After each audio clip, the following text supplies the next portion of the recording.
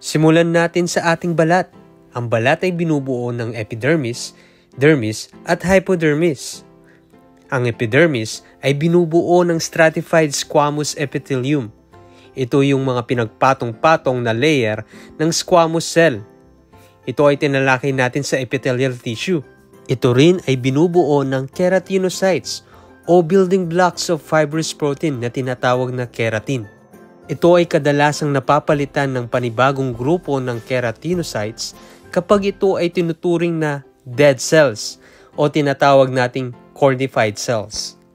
Para mas lalo nating maintindihan ang ating balat, halina't pasukin ang kailaliman nito. Simulan natin sa iba't ibang layer ng epidermis.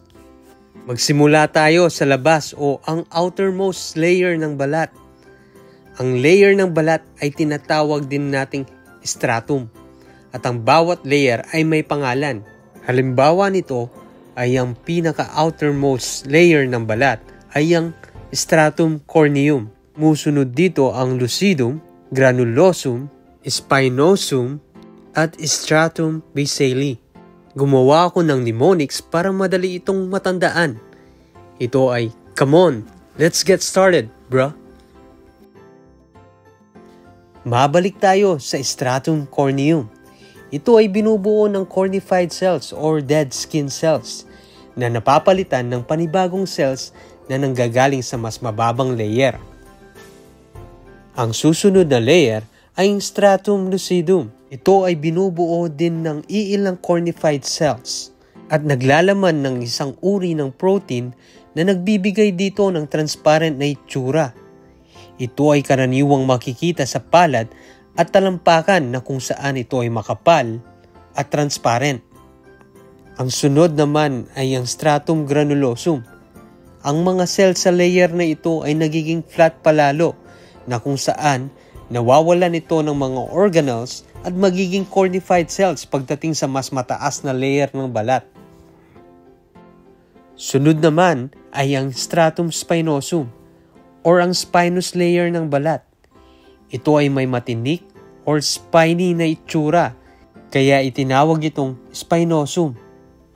Naglalaman ito ng maraming layer ng keratinocytes na pinagsama-sama at pinagdidikit-dikit ng isang protein na tinatawag na desmosomes. Ito ay tumutulong para sa ating balat na maging matibay at flexible.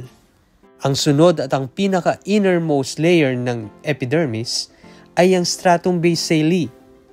Binubuo ito ng single layer ng columnar cells na tinatawag din na basale cells. Dito nagaganap ang mitosis o ang cell reproduction o ang pagbubuo ng mga panibagong cell sa balat. Alam nyo ba na ang kalyo o ang callus, yung makapal na balat na nabubuo kapag lagi kang tumutugtog ng gitara? Kakaroon tayo ng kalyo dahil sa isang gamit ng basale na nagpo-produce ng mga panibagong cells para palitan ang mga nadadamage na cells na nagiging sanhi ng pagkakaroon ng callus o kalyo. Meron din itong ibang uri ng cells tulad ng melanocytes. Ito yung nagpo-produce ng melanin na kung saan ito ang responsable sa kulay ng ating balat. Nagsisilbing proteksyon din ito mula sa pinsala na dulot ng UV rays na nakukuha sa sikat ng araw. Ang mga melanocytes ay dinideliver sa keratinocytes at mga organelles na tinatawag na melanosomes. Ang Merkel cell naman ay matatagpuan din sa basale layer na kung saan ito ay konektado sa nervous system at sinasabing ito ay responsable sa sense of touch o ang ating pandama.